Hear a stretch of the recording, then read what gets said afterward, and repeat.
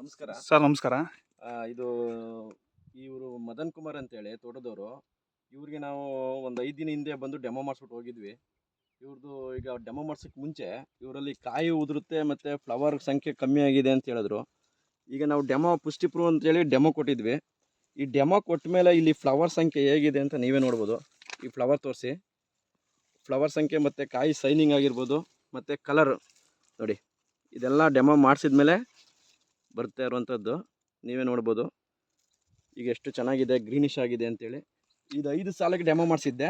ಇದು 5 ಸಾಲನ್ನು ಆ ಕಡೆ ಹೋದರೆ ನಿಮಗೆ ಇಷ್ಟು ಗ್ರೀನಿಶು ಇಷ್ಟು ಫ್ಲವರ್ ಸಂಖ್ಯೆ ಇಲ್ಲ.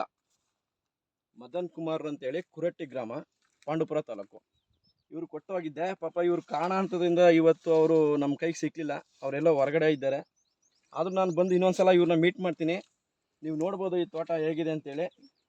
ಬಟ್ ನಾನು ಹೇಳೋದ್ಕಿಂತ ಅವ್ರ ಕೈಲಿ ಹೇಳಿಸುವ, ಅದು ಇನ್ನೂ ಒಳ್ಳೆಯದು.